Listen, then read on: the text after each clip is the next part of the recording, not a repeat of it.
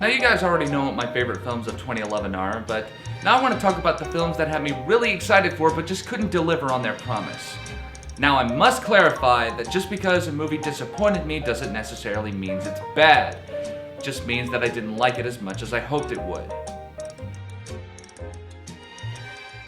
Number 5. Super 8. First things first, Super 8 is by no means a bad movie. It's actually pretty good. That's just it though, it's just pretty good. The problem with this movie was that it was so outrageously hyped by fans of J.J. Abrams, which mostly consists of hipsters and scene kids, claiming, "Oh my fucking god, Super 8 is the best movie ever!" No, it's not even close. My biggest grievance for Super 8 is the story. It just seems to go through an identity crisis between two completely different movies and can't decide on what the main plot should be. They went through such a pointless endeavor to try to hide a monster just to be let down by how bland it looked. But the biggest offense is how the movie is absolutely riddled with plot holes. Even though it's just a movie, it blatantly defies simple logic and stretches our suspension of disbelief so much to the point where it breaks and your brain starts kicking in. Seriously, try as you might to use whatever cinematic logical argument you can to defend this movie, but there is absolutely no way in hell anyone will believe that someone can survive crashing a truck head-on into a train. You'll lose that debate, buddy. You'll lose that debate 9 times out of 10. Now, I know the whole purpose of the film was to pay homage to the classic sci-fi films of the 80s, particularly those made by Steven Spielberg, but I'd like to make the argument that the little mini-movie during the end credits does that more than the actual movie. And I actually wish that it focused more on the kids making the movie than the monster mystery. I think that would have been far more interesting. But I guess I'm being a little bit too harsh on Super 8. Like I said before, it wasn't a bad movie, the characters are interesting and lively, the soundtrack is amazing, and I love the dialogue and how it was delivered. All in all, if you're curious about Super 8, you can satisfy your curiosity with a rental, and let that be the end of it. Number 4. Thor. I like superheroes, I'll be the first one to admit that. But when I first saw the trailer for Thor, I was going to pass it off and not really give it a chance. But then came this surge of unreal praise from critics, so I figured to myself, maybe there's something to this movie after all. But when I eventually saw it, I just couldn't see what all the fuss was about. Yeah, the acting was fine and the story was passable, but everything after the first act started to go downhill.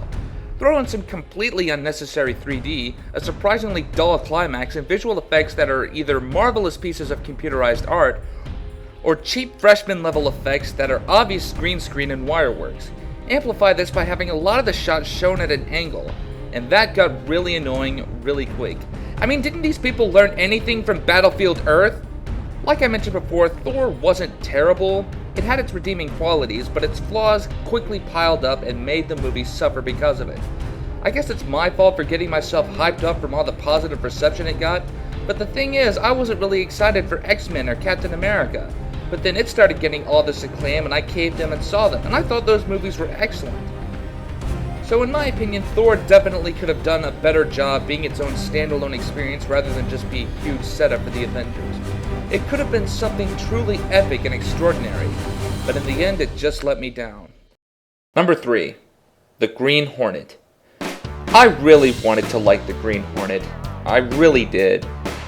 Michael Gondry is an incredibly unique and talented director, and Seth Rogen can be funny if he actually put in some effort. But when the movie actually came out, it was just dull. That's it was just dull. There are a few mildly entertaining parts, some of the fight scenes are kind of impressive, there's like 3, maybe 4 funny jokes, but the performances are as generic and forgettable as they come.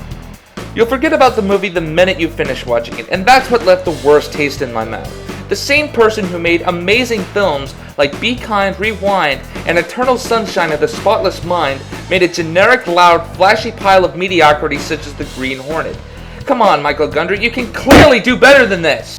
Number 2. The Hangover, Part 2. I have to admit, I'd liked the first Hangover movie. It was funny, the characters were great, and it had a fresh feel to it. Whenever a sequel was announced, I actually got excited for it, as I'm sure other people were too. But when the trailer came out, I noticed something was horribly wrong. It looked too much like the first movie. Now I tried to stay positive and I thought to myself, maybe they're saving all the good jokes for the movie. I mean, they just gotta, right? right? Wrong! Oh god, The Hangover Part 2 doesn't just tread familiar ground, it treads the exact same ground as the first movie, step by fucking step. Zach Galifianakis drugs the gang. Again, they regain consciousness in the wake of some giant clusterfuck they caused in their drug-induced stupor. Again, they lose a friend that is not nearly as memorable as the other characters. Again, Ed Helms mutilates himself and hooks up with a prostitute. Again, they get caught up with some gangsters. Again, after a wild and crazy adventure, they realize that the person was trapped not 100 yards away from where they were knocked out. Again. The only thing that is different is the setting, the tone is a bit darker, and they add in some more dick jokes. This is creativity at its absolute laziest. The Hangover 2 wasn't just disappointing, it flat out sucked. And my pick for the #1 most disappointing film of 2011 is Cars 2.